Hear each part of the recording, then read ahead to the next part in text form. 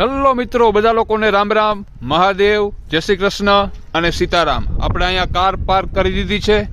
આ છે બહુ મોટું બધું ગાર્ડન। તારીખ જોઈ લેજો, આજે મે 5 બપોરના 3 થયા છે। આજે નાનકડો વિડીયો બતાવીશ।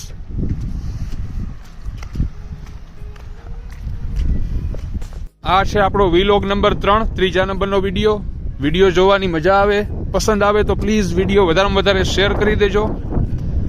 નાનકડો વિડીયો છે। આજે હું બતાવીશ કે કેનેડામાં સ્કૂલ કઈ ટાઈપની હોય, કેવી પ્રોસેસ હોય, જ્યારે બાળકો છૂટે ત્યારે કેટલી ટ્રાફિક હોય, આ તમે બધું જોઈ શકો છો અહીંયા।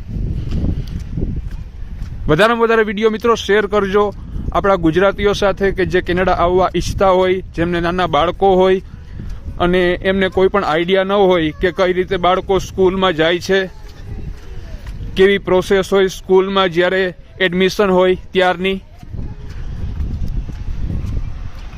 મોટાભાગે સ્કૂલમાંથી બસની ફેસિલિટી હોય છે, પણ એ સ્કૂલ મેનેજમેન્ટ નક્કી કરતું હોય છે કે તમે કેટલા દૂર રહ્યો છો, એ પ્રમાણે તમને બસની સુવિધા મળતી હોય છે। જોઈ શકો છો અહીંયા બસ છે અને આ બેન છે સેફટી જેકેટ પહેરીને।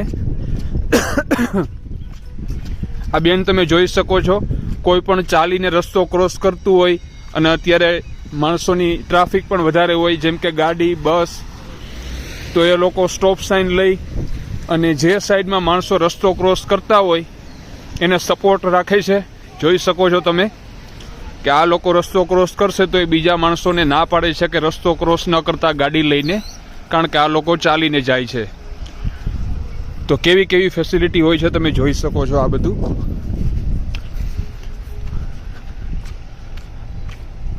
અને આ બધી ટ્રાફિક છે એ પોતાના છોકરાઓને પિકઅપ કરવા માટે આવેલા છે ગાડી લઈને, એ બધા માણસો છે।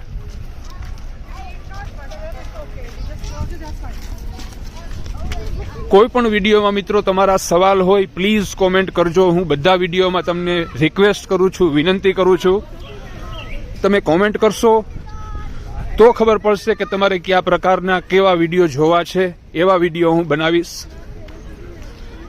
અને બધા વિડીયો આપણે મહાદેવનું નામ લઈને જ શરૂ કરીએ છીએ।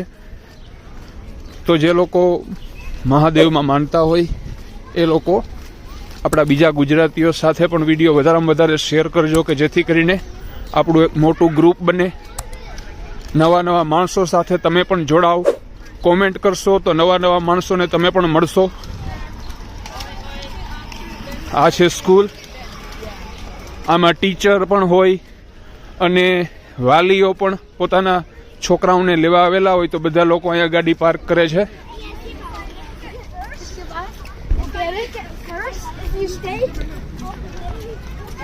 અને આ છોકરાઓ સ્કૂલનો ટાઈમ થયો છે, 3 સાડા 3 છૂટી જાય। સવારે 7 કે 8 થી 3 વાગ્યાની સ્કૂલ હોય છે અહીંયા। અને મિત્રો અહીંયા એકદમ સ્ટ્રિક્ટ હોય છે બધા રૂલ્સ। તો છોકરાઓને એના ક્લાસ ટીચર હોય છે એ પરમિશન ન હોય ત્યાં સુધી બહાર ન નીકળવા દે। તમે જાઓ એ પછી જ એ તમને ટીચર ઓળખે કે આ પેરેન્ટ્સ છે, એ પછી જ એ છોકરાને બહાર નીકળવા દે છે। અમુક ધોરણ સુધી બહુ મોટા છોકરા હોય તો ટીચરને ખબર હોય કે એ સમજદાર છોકરું છે, એ ખોટી જગ્યાએ ક્યાંય નહીં જાય। તો આવી રીતે આ અલગ અલગ દરવાજેથી અલગ અલગ ધોરણના વિદ્યાર્થીઓ બહાર નીકળે છે।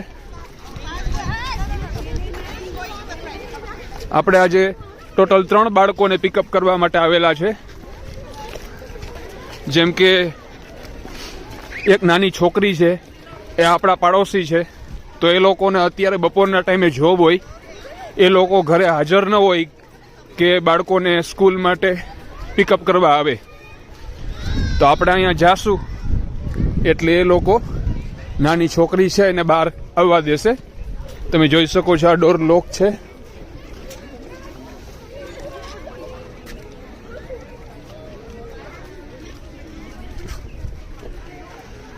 તો આ ટીચર છે, તમે જોઈ શકો છો ડોર લોક છે, ત્યાં સુધી બહાર ના આવે છોકરું। Thank you.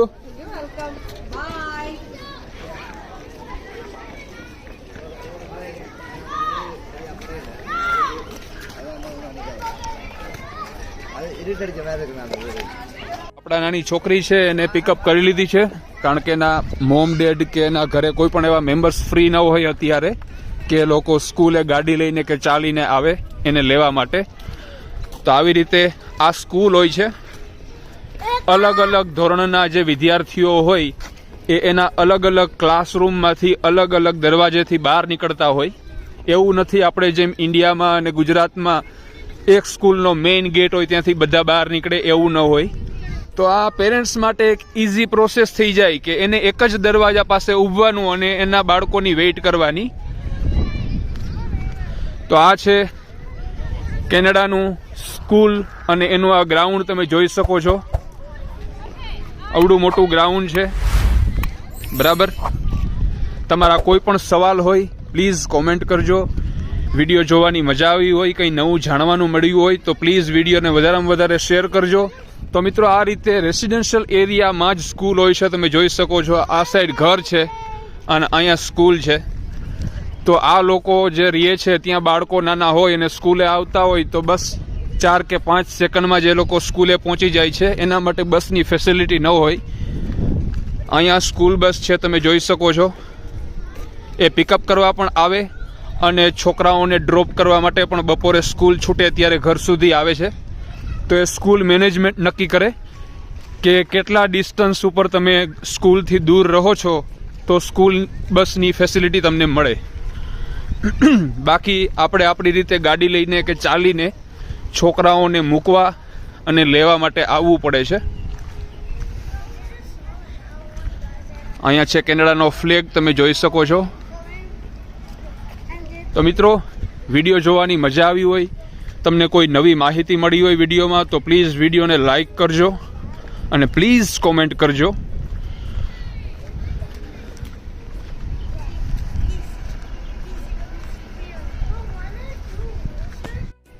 તો આપણે આ ત્રણેય બાળકોને લઈ અને આપણી ગાડી પાર્ક કરી છે ત્યાં સુધી ચાલીને જશું.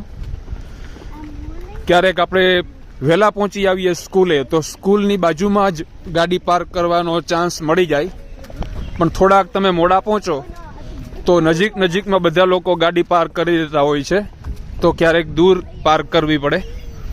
આ બધી ટ્રાફિક તમે જોઈ લેજો.